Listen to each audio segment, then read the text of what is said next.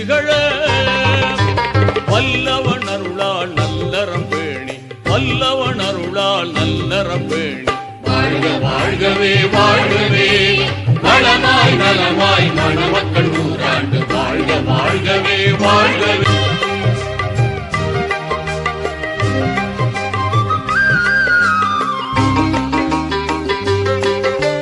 நீண்டாயுளும் நிறைந்த செல்வம் நிதமும் பெற்று நீடூழி வாழ்க ஆண்டவன் அருளால் குழந்தைகள் ஈன்று அறமாய் நபி வழி நடந்து வாழ்க.